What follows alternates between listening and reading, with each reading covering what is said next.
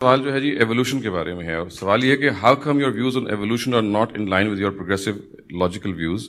Staunch evolution theory supporters like Christopher Hitchens and Richard Dawkins have strong arguments against the usual non believing arguments.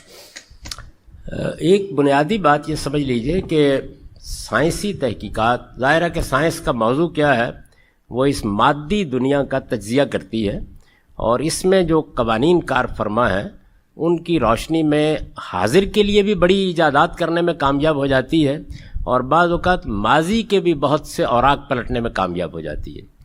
تو science نے جو حقائق دریافت کیے ہیں، یعنی جو فیکٹس بن چکے ہیں، حقائق دریافت کیے ہیں، وہ ایک الگ چیز ہے.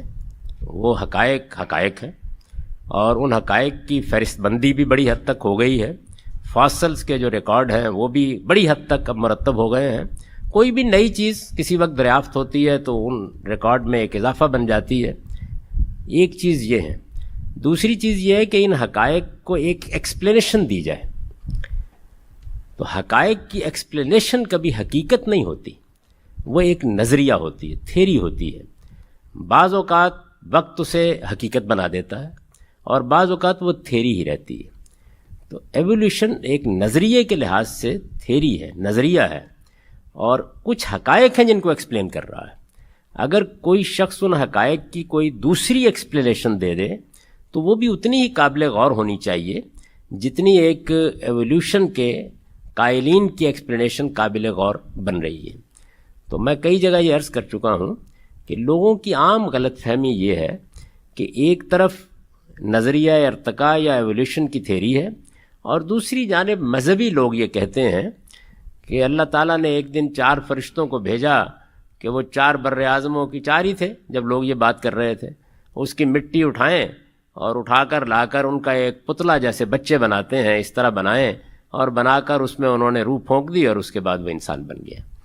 تو لوگ یہ خیال کرتے ہیں کہ ایک طرف یہ تخلیق کا نظریہ کہا جاتا ہے یہ ہے، اور دوسری جانب ایوولوشن کا نظریہ ہے یا ارتقاء کا نظریہ ایسا نہیں.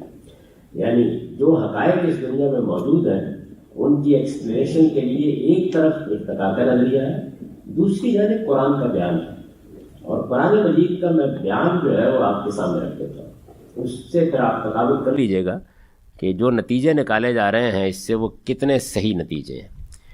قرآن مجید یہ کہتا ہے کہ بدا خلق الانسان من طین، ہم نے سمندروں کے کنارے کی چپچپاتی مٹی کے اندر، طین لازب دوسری جگہ اس کو کہا ہے، مٹی کے اندر وہ پروسیس شروع کیا جو اس وقت ماں کے پیٹ میں ہوتا ہے. کیا ہوتا ہے؟ یعنی آپ اس زمین کی چیزیں کھاتے، ان کے اندر سے کیلشیم، کاربن، ہائیڈروجن، فلاں اور فلاں، ان سب کا افشردہ تیار ہوتا ہے، اور پھر آپ کے اندر ایک فیکٹری لگی ہوئی ہے، وہ ہماری آنکھوں کے سامنے اس افشردہ کے اندر سے جس طرح خون کشید کر لیتی ہے، بالکل اسی طریقے سے ایک قطرہ آب اور ایک بیضہ کشید کر لیتی ہے، اور ان کے ملاپ سے پھر 9-10 مہینے کے اندر انسان کے بننے کا عمل مکمل ہو جاتا ہے. یہ اب 9 مہینے کے اندر کم و بیش مکمل ہوتا ہے. تو قرآن مجید یہ کہتا ہے کہ بالکل اسی عمل کو ہم نے مٹی کے اندر، کیچڑ کے اندر، اسی زمین پر شروع کیا. بدا خلق الانسان، بنانے کیا، شروع کیا اس عمل کو. بدا خلق الانسان من طین. دوسرے مقامات سے یہ معلوم ہوتا ہے کہ یہ جو عمل ہے اس کے نتیجے میں جس طرح آپ اللہ تعالیٰ نے اسی تخلیقی عمل کو، آپ نے دیکھا سائنسدانوں نے کیا کیا، ایک زمانے میں کمپیوٹر اس کمرے سے بھی بڑی جگہ پر ہوتا تھا. تو پہلے چیز اس طرح وجود میں آتی ہے، پھر کانڈنس ہونا شروع ہوتی ہے، اب وہ گھڑی کی سوئی میں آ گیا ہے. تو یہی عمل کم و بیش یہاں بھی ہوا ہے. بہت بڑے پیمانے کے اوپر اللہ تعالیٰ نے جو تخلیقی عمل کیا ہے اسی کو کانڈنس کر دیا 2 شکلوں میں. اب آپ دیکھتے ہیں، ایک صورت وہ ہے کہ جس میں بچہ ماں کے پیٹ سے وجود پذیر ہوتا ہے، اور اس میں اسی دنیا کے اجزاء لے کر ہمارے اندر ڈالے جاتے ہیں، جیسے ہم کسی فیکٹری میں ڈالتے ہیں اور پروسیس ہوتے ہیں، اور اس کے اندر سے وہ چیز وجود میں آتی ہے جو خردبینی ایک ذرہ ہوتا ہے، اور بڑھتے بڑھتے 9 مہینے میں وہ جیتا جاگتا بچہ بن جاتا ہے. ایک دوسرا پروسیس بھی آپ کی آنکھوں کے سامنے ہوتا ہے، اس میں یہ عمل ایسے جانوروں میں ہوتا ہے جہاں وہ ایگ کی شکل اختیار کر لیتا ہے، اور پھر وہ ایگ باہر آ جاتا ہے، اور پھر اس کو ایک پروسیس سے گزارا جاتا ہے تو وہ پھٹتا ہے اور اس کے اندر سے بچے نمودار ہو جاتے ہیں. جن لوگوں نے کبھی مرغیوں کے چوزے نکلتے دیکھے ہیں وہ یہ جانتے ہیں کہ یہ کیسے ہوتا ہے. تو یہ جو دوسرا طریقہ ہے بینے ہی یہ زمین کے پیٹ میں قرآن مجید سے معلوم ہوتا ہے کہ اختیار کیا گیا. چنانچہ وہ بیان کرتا ہے کہ چپچپاتی مٹی میں یہ عمل شروع ہوا, اس کے بعد اس میں کتنا عرصہ لگا, یعنی اب اگر 9 مہینے لگتے ہیں تو ہو سکتا ہے کہ اس وقت ہزاروں سال لگے ہوں, سینکڑوں سال لگے ہوں, یا کئی سال لگے ہوں.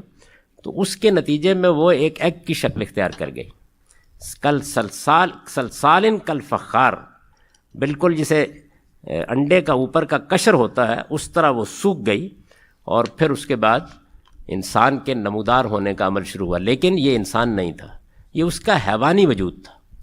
انسان کے اس حیوانی وجود میں اللہ تعالیٰ کہتے ہیں کہ دوسرے مرحلے میں ہو سکتا ہے کہ اس طریقے سے اس کی پیدائش کی کچھ نسلیں ہوئی ہوں. دوسرے مرحلے میں ہم نے اس کے اندر یہ صلاحیت پیدا کر دی, ثم جعل نسلہ من سلالۃ من ماء مہین, کہ وہ اپنی نسل کو اس قطرہ آب سے, اس پانی کے قطرے سے خود پیدا کرے. یہ دوسرا مرحلہ ہے. ابھی بھی وہ انسان نہیں بنا, وہ ایک حیوانی وجود ہے. اس حیوانی وجود کے بارے میں کہتے ہیں ثم سواہ, پھر ایک لمبے عرصے تک ہم نے اس کو بنانے, سنوارنے اور پرفیکٹ کرنے کا کام کیا, تسویہ کیا اس کا.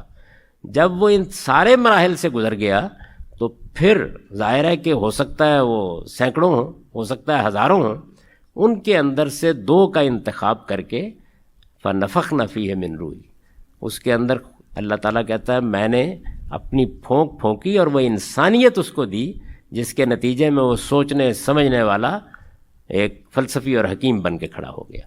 یہ پروسیس ہے جو قرآن نے بیان کیا ہے. یعنی اس میں بھی مختلف مراحل گزرے ہیں. اس میں بھی انسان کے حیوانی وجود کا ایک مرحلہ بھی آیا ہے. اس میں حیوانی وجود کا مرحلہ پھر 2 مرحلوں سے گزرا ہے. اس کے بعد جا کے انسانی شخصیت انسان کو دی گئی ہے. لیکن قرآن کے بیان سے یہ بالکل واضح ہے کہ یہ عمل پہلے دن سے انسان ہی پر ہوا ہے. حیوانی وجود بھی انسانی کا تھا. یہ نہیں ہے کہ وہ کسی ایک جرثومے سے ترقی کرتے کرتے چمپینزی تک پہنچا اور پھر انسان میں ڈھل گیا. یہ فرق ہے دونوں نظریوں میں. اب دونوں کو آپ تول کے دیکھ لیجئے کون سا نظریہ علم عقل کی میزان پر پورا اترتا ہے. اس وقت جب تو فیکٹس سامنے آئے ہیں اس میں سے ایک ایک چیز اس نظریے کے بالکل مطابق ہے, کوئی اس کے خلاف نہیں ہے. اور ارتقاء کی ایکسپلینیشن کے مقابلے میں قرآن مجید کی یہ بیان زیادہ سائنٹیفک, زیادہ مبنی بر حقیقت اور زیادہ قرینہ قیاس. اس کا مطلب تو پھر یہ کہ ایوولوشن تو ہوئی ہے لیکن اس کی نوعیت بالکل مختلف ہے. جی ہاں, بالکل ایسے ہی. یہ قرآن مجید کا بیان ہے, اور اس بیان کی روشنی میں دیکھیے کہ یہ کون دے رہا ہے. تھوڑی دیر کے لیے بھول جائیے کہ وہ خدا کا پیغمبر ہے.